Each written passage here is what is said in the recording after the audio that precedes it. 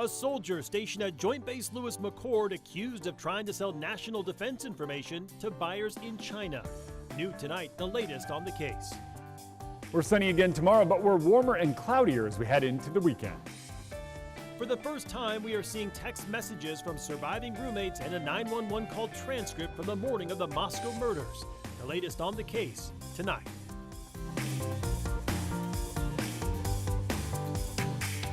Good evening and thank you for joining us for the KREM 2 Night Report. I'm Mark Hanrahan. Almost 2.5 years after the brutal Moscow murders, we are finally getting our hands on never-before-seen text messages and a 911 call from surviving roommates the morning after the murders. KREM 2's Connor McAvoy has been combing through those documents, even spoke with a lawyer on what this evidence means for the upcoming trial. Connor? Well, it's been a little over 2 years since Madison Mogen, Kaylee Gonsalves, Xana Kernodle, and Ethan Chapin were found murdered in their Moscow home. Tonight, we're seeing what their surviving roommates were texting and saying to dispatchers when they made that gruesome discovery. And the prosecution wants to use these messages as evidence in Brian Kohberger's upcoming trial. The text messages revealed in newly released court documents are between two surviving roommates identified by their initials DM and BF. They begin at around 4:22 a.m. the morning of the murders.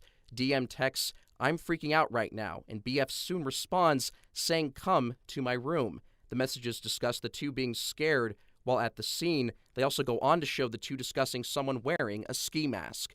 Their statements outside of court, the prosecution argues, is an example of what attorney Chris Bugbee says is known as a present tense impression.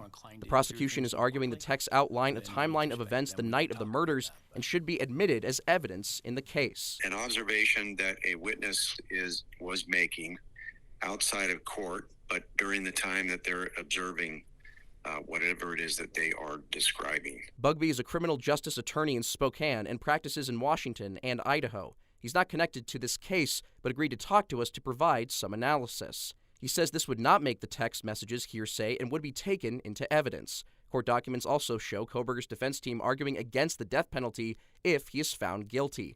At the same time, the state is arguing the recording and transcript of the 911 call made when Xana Kernodle was initially found dead at the scene should also be brought into evidence. It reads a person on the line saying, "One of the roommates who's passed out and she was drunk last night, and she's not waking up." The transcript goes on to read, "They saw some man in their house last night." Yeah. Judge John Judge in Latah County ruled the recording can be used as evidence before the trial was relocated to Ada County. The defense argues the evidence was not made available to them and gets in the way of Kohberger's right to a fair trial. Their argument that they've hid all the discovery in a haystack and that therefore it's not available to us even though it's been provided, that is a legitimate argument, and it's something that I think the state ought to be worried about. An argument Bugbee says could lead to a potential delay in the trial if the death penalty is still an option. If the only way, short of dismissing the petition for death, if the only other way to preserve Mr. Kohberger's rights is to give the defense more time, you may see another continuance. The state, prosecution, and defense are all waiting for Judge Stephen Hippler's decision on all arguments. Kohberger's trial is currently set to start in August. If you want to read the full transcript, just head to our website at KREM.com.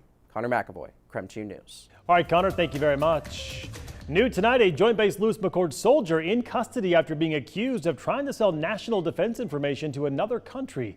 And the FBI says it doesn't end there. Another JBLM soldier and a former soldier were also arrested and accused of stealing government property. There are two cases at play here. In an indictment out of Washington State, the JBLM Army Supply Sergeant is accused of transmitting national defense information to buyers in China in exchange for $15,000. A second case in the District of Oregon alleges another soldier helped gather military information, weapon systems, and then sold them to a former soldier. The FBI emphasized that this is particularly dangerous for our area of the country. Due to the high prevalence of high-tech industry here, as well as key military installations and the presence of air, sea, and land borders for entry into the United States is particularly vulnerable to this threat. We are told it is possible the soldiers could face additional charges as well. Right now, the Spokane Tribal Police searching for a 17-year-old boy who escaped corrections up in Stevens County. Police say he swam into a creek near Ford to get away at around 1 o'clock in the morning. Police saying he may have come out near Samuels Road and Martha Boardman. Tribal police are asking people to lock their doors and secure their cars. If you see anything suspicious, please call Tribal Police on the number on your screen right there or on our website. You could also call 911 as well. Thousands of teachers in the state could be facing pay cuts under a proposal at the Capitol. Some lawmakers want to eliminate bonuses for teachers who received extra training. Drew Mickelson with our sister station in Seattle reports who could be hit and at which schools.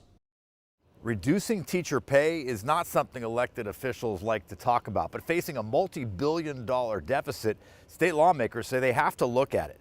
So it could bring an end to a long-time bonus for National Board certified teachers. I like how you're walking in quietly. These third graders at Lydia Hawk Elementary You're showing me. have an award-winning teacher. What does it look like to be a scholar? Maribel Vilches is also a National Board certified teacher, something she earned after hundreds of hours of instruction she paid for. Trying to find out why it's not working. Instead of focusing on subjects, she says she learned how to teach any student, anywhere. If I know that student is acting out, I know that there's something behind. I'm not reacting, right? I'm not reacting to the moment. I'm proactive because I'm wondering what happened before.